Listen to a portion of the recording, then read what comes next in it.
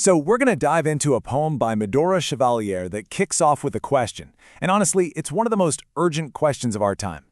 It's a question that's going to echo from this very first line all the way to the final line. You know, the poem doesn't start with some big, loud declaration. Instead, it pulls us into this really quiet scene, a moment of pure potential, of new life just waiting to begin. It feels like a promise, right?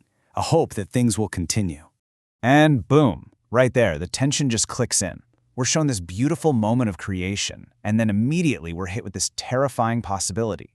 What if this is the end of the line?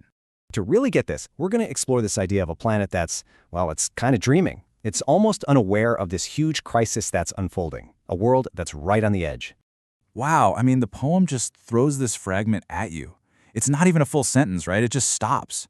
It hints at a future where something we totally take for granted is just gone. It's like a story that can't be finished because the tiger itself doesn't exist anymore. So this next part takes us on a journey. We're about to travel to all four corners of the globe to listen to four very different voices. But you'll see, they're all telling a piece of the same urgent story. Okay, our journey starts in the east. The poem paints this incredible picture of a tigress, this powerful symbol of the wild, but in a moment of total vulnerability, creating new life. It feels like the whole jungle is holding its breath. And this is the heart of it. The stakes are laid out plain and simple. This isn't just about one tigress, it's about the end of an entire lineage, the end of a way of being. What's so haunting is that word, last. And then, right after that chilling thought, we get this question for the very first time. It's a refrain, a kind of haunting melody that's going to follow us. It's aimed at someone or something that's fast asleep. Okay, now let's travel way up north. The scenery completely changes. We go from the jungle to ice and snow, but the story is going to sound eerily familiar. Here, a white bear is waiting as her entire world literally crashes and melts around her. And get this, it's the exact same line. That's not an accident. The poet is making a huge point here. This is not an isolated problem. This threat is universal. It's echoing from the jungle all the way to the Arctic. And there it is again, the same question. It's like a steady drumbeat of urgency, isn't it? And with each repetition, it just feels heavier, more demanding. Now, let's head west. The scale shifts here.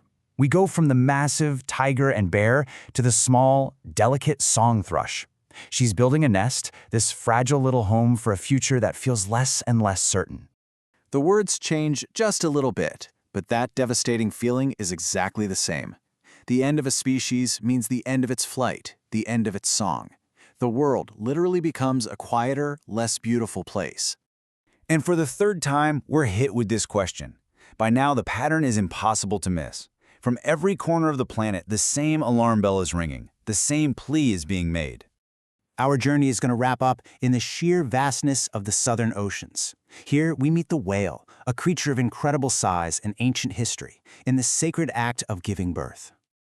Just think about that line for a second. An ocean without that song. A silence where there used to be a vibration so powerful it could shake the seas themselves. The poem is asking us to really feel that silence. And for the last time on this trip, there's the refrain. So 4 directions, 4 species, 4 warnings, and this one persistent, unanswered question. Who is this dreamer? Okay, get ready, because this is where the entire poem just flips on its head. The camera, so to speak, pulls back from the wild and it pivots, turning its focus inward, right to the center of it all. Such a simple line, but it brings everything together.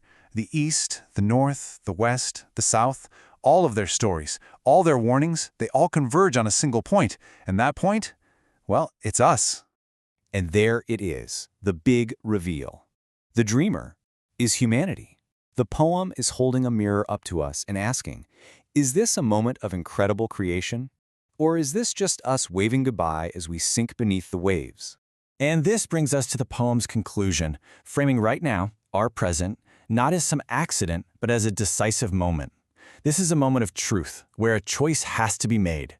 And this is such a powerful ending. The question isn't being asked by the poet anymore. It's been passed on. It's being put into the mouth of a future generation. They're going to look back at us, at our time, and see it as the moment.